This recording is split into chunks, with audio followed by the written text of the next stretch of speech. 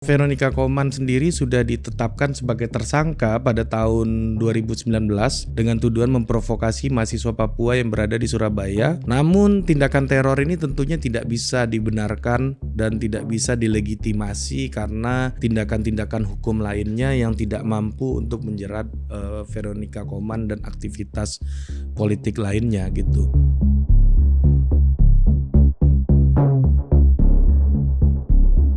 Hai, welcome to Total Politik. Jumpa lagi di konten ngomong sendiri. Kali ini gue mau membahas tentang seorang aktivis yang selama ini mendapatkan lampu sorot perhatian apabila sedang membahas isu-isu soal Papua, yaitu Veronica Koman.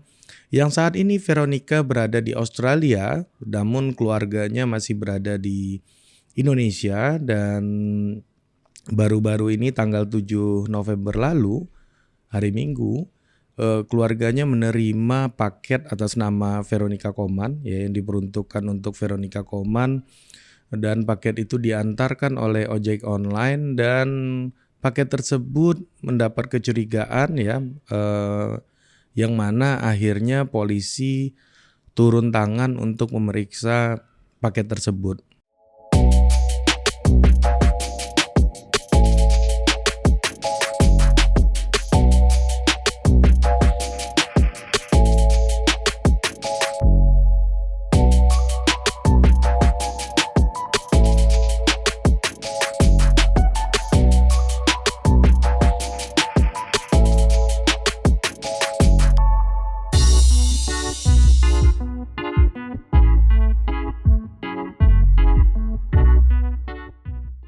Jadi seorang aktivis Lembaga Bantuan Hukum Jakarta, Nelson Nicodemus Simamora, mengabarkan Veronica Koman ya bahwa di rumahnya ada sesuatu paket yang mencurigakan gitu yang diberikan atas namanya pada tanggal 11 November lalu. Paket tersebut berbungkus warna biru, diantarkan oleh pengemudi ojek online pada pagi hari. Nah, jadi penghuni itu menaruh paket tersebut di depan pagar, ya, depan pagar rumah keluarga dari Veronica Koman, yang mana paket itu sangat dicurigai karena Veronicanya sendiri sudah tidak berada di lokasi tersebut, sudah tidak tinggal di tempat tersebut lagi. Nah, kemudian paket tersebut merupakan salah satu dari 3 tindakan yang menakut-nakuti Veronica Koman selama 15 hari terakhir menurut laporan Tempo yang dikutip dari Direktur Eksekutif Amnesty International Usman Hamid. Jadi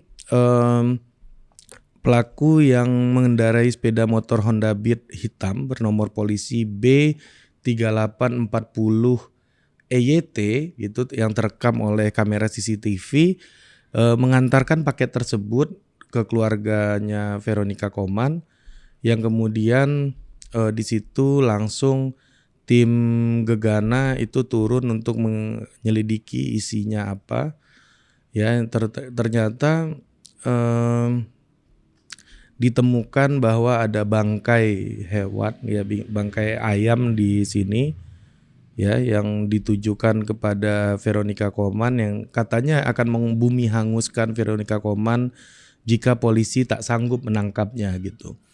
Nah, di situ ada secarik tulisan yang diatasnamakan Laskar Militan Pembela Tanah Air gitu. Nah, karena Veronica Koman sendiri sudah ditetapkan sebagai tersangka pada tahun 2019 dengan tuduhan memprovokasi mahasiswa Papua yang berada di Surabaya, ia lalu langsung masuk ke daftar buron dan paspornya sudah dicabut. Namun dia tetap berada di Australia, menetap di sana dan mendapatkan suaka lah dari pemerintahan Australia, yang mana itu menjadi bagi pemerintah Australia itu ini merupakan sebuah tindakan politik, aktivitas politik itu tidak dapat dikriminalisasi gitu kira-kira. Nah, jadi Veronica Koman sendiri masih bisa berada di Australia gitu. Nah, aksi teror lainnya juga terjadi pada tanggal 24 Oktober lalu Saat itu 2 orang menggunakan sepeda motor Honda Beat menggantungkan paket di luar pagar rumah orang tua Veronica Koman gitu. Lama kemudian paket tersebut terbakar, namun dan tetangga di sekitarnya menyaksikan peristiwa itu dan ikut membantu untuk memadamkan apinya gitu. Begitu laporan dari majalah Tempo, majalah yang merupakan referensi dalam peristiwa-peristiwa investigasi gitu, melakukan investigasi terhadap berbagai macam peristiwa. Namun di sini gue mau mengatakan bahwa tindakan yang menakut-nakuti keluarga Veronica Koman ini sungguh sangat berlebihan gitu. Dan ini perlu mendapat tindak lanjut dari kepolisian, dan sejauh ini kepolisian sudah bekerja untuk menginvestigasi bahwa plat-plat nomor yang digunakan oleh sepeda motor yang mengantarkan paket-paket tersebut kepada rumah keluarganya Veronica Koman itu adalah plat nomor palsu gitu, yang sudah dicek keberadaannya tidak ada pemiliknya, dan juga driver salah satu ojek online ya yaitu Grab sudah mengklarifikasi bahwa yang bersangkutan yang mengantarkan paket itu bukan mitranya karena tidak terdaftar nomor plat tersebut gitu di dalam database aplikasi mereka. Nah, memang investigasi dilakukan secara serius untuk menindaklanjuti tindakan teror tersebut. Apapun pandangan politiknya, tindakan teror tersebut sesuatu yang mungkin tidak bisa dibenarkan. Karena ini sebuah aktivitas politik ya. Kalaupun Veronica Koman bermasalah sebagai tersangka dalam kasus provokasi kerusuhan bernuansa rasisme dan etnis di Surabaya yang lalu, ini merupakan sebuah bagian dari tindakan atau penyelidikan hukum yang lain. Namun tindakan teror ini tentunya tidak bisa dibenarkan dan tidak bisa dilegitimasi karena tindakan-tindakan hukum lainnya yang tidak mampu untuk menjerat Veronica Koman dan aktivitas politik lainnya gitu. Nah, jadi memang banyak juga negara-negara di dunia ini yang mana ada aktivis-aktivisnya yang kabur dari negaranya karena memang terjerat masalah hukum atau terjerat masalah hukum yang bernuansa politis. Ya, kita tahu ada nama Fethullah Gulen dari Turki, dan dulu aktivis tahun 70-an di Argentina banyak sekali yang kabur ke Eropa.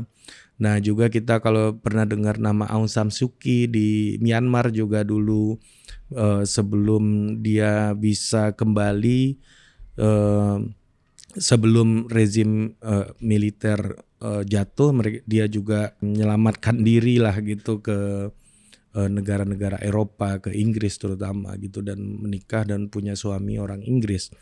Nah, ini banyak terjadi di seluruh dunia, dan tindakan-tindakan teror karena aktivitas politik ini merupakan sesuatu yang tidak bisa dibenarkan.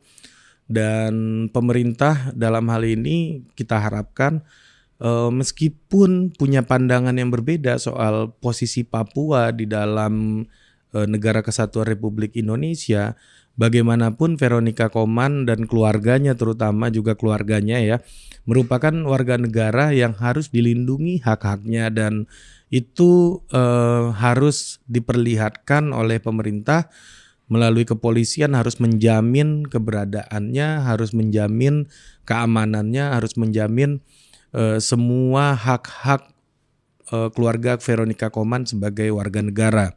Nah, ini yang perlu lebih ditunjukkan oleh negara agar dengan itu posisi negara dalam dapat dilihat sebagai sebuah institusi yang menjamin, yang benar-benar menyelenggarakan keadilan sosial bagi seluruh warga negara, bagi seluruh rakyat Indonesia gitu.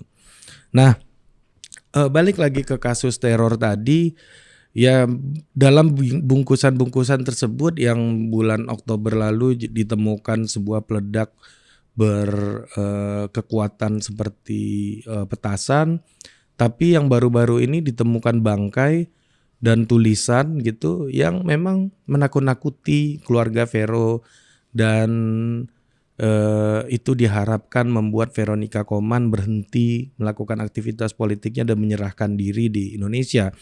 Namun tanggapan dari Veronica Koman cukup menarik menurut gua. Veronica mengatakan bahwa serangan tersebut salah sasaran karena memang orang tuanya tidak setuju dengan berbagai aktivitas politik yang dia lakukan gitu.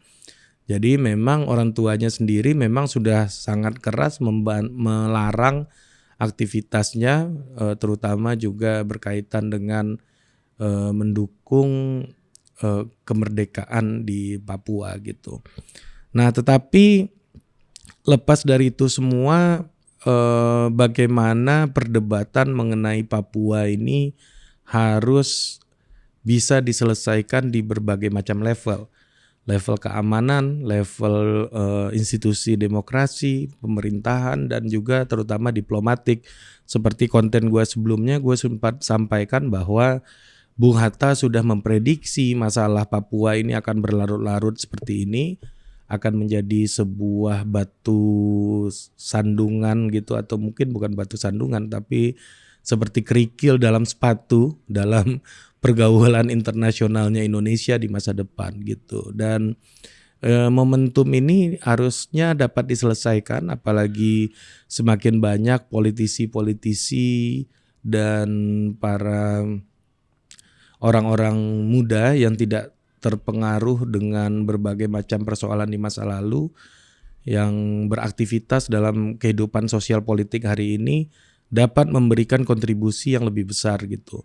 Terutama juga kita tidak bisa membenarkan tindakan teror, tindakan menakut-nakuti yang diterima oleh keluarga atau orang-orang terdekat dari berbagai macam aktivis, dari politisi atau orang-orang yang memiliki sikap publik gitu.